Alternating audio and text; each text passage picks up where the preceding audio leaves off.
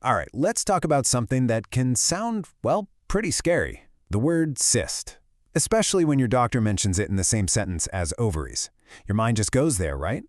It automatically sounds like bad news. But what if I told you that most of the time it's actually the complete opposite? What if it's a sign that your body is working perfectly? That's exactly what we're going to get into right now. What an ovarian cyst really is. So let's put ourselves in that moment. You're at a doctor's appointment, maybe you had an ultrasound, and you hear those words, "We see a cyst on your ovary." Instantly, your mind can just start spinning, jumping to all the worst-case scenarios. And you know what? That's a totally natural reaction. It's a moment that can feel incredibly overwhelming. But here's what I really want you to hear right up front. The story you might be telling yourself in that moment, it's probably not the right one. Because for anyone who's naturally ovulating, and that means you're not on hormonal birth control, having a cyst on your ovary isn't just normal, it's actually expected on most days of your cycle. It's literally part of the job. So, let's tackle this head on. Let's demystify that word, cyst. Why does it have such a scary reputation, and what is it, really?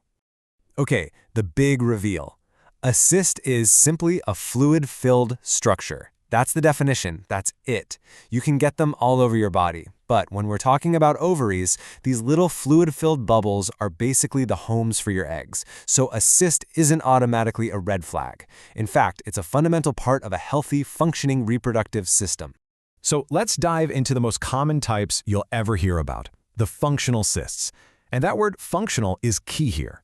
It means they have a purpose, a really important job to do.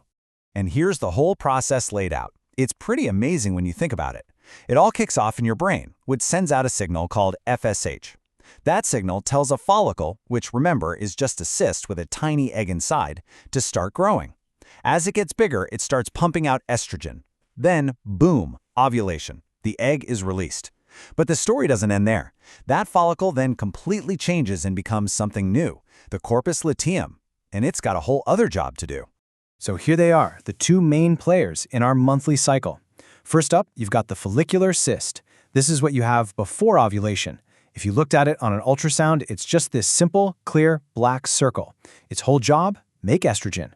Then after ovulation happens, that same structure totally transforms. It becomes the corpus luteum. And this one looks different, kind of hazy and gray. Why? Because it just turned into a little hormone-making factory, churning out progesterone to get your body ready for a possible pregnancy. The key thing here? Both of these are 100% normal. So that's the bottom line. There are two types of normal, functional cysts that are supposed to be there as part of a healthy ovulatory cycle: the follicular cyst and the corpus luteum. These are the good guys. They're the workers doing their jobs. But of course, not every single cyst is part of that normal process. So now we have to shift gears and talk about the ones that are considered problematic, the ones your doctor is actually on the lookout for. Okay, get ready for this, because this is where things get a little weird. And I mean, really weird. Some of these other cysts, well, they can have different types of tissue inside them. We're talking hair and even teeth. Seriously, it sounds like something straight out of a sci-fi movie, right? But it's a real thing. And it kind of helps you understand why these are definitely not part of your normal monthly hormone production. And this table gives us a great breakdown. You've got endometriomas, which are tied to endometriosis and are really inflammatory. Then there's the dermoid, or teratoma. That's the one we just talked about with the different tissues. The big risk there is it can grow and cause the ovary to twist on itself, which is a serious problem. And then you have others, like cystadenomas, which usually aren't cancerous, but they need to be watched because they can grow fast. So what's the one thing that really separates a normal cyst from one of these problematic ones? It all comes down to this. These other cysts are not functional. They aren't doing a job. They aren't part of that beautiful hormonal dance making estrogen or progesterone.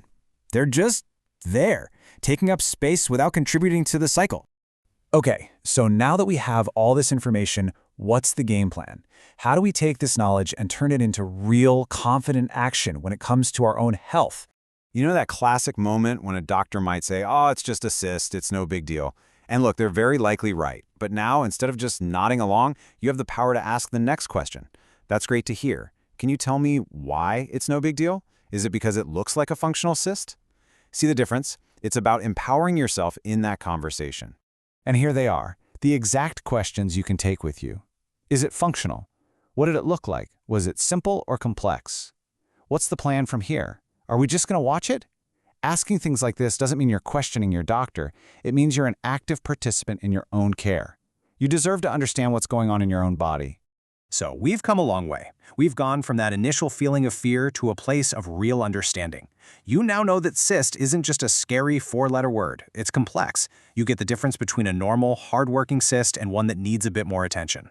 So the real question is, what are you going to do with this knowledge? How will you use it to advocate for yourself?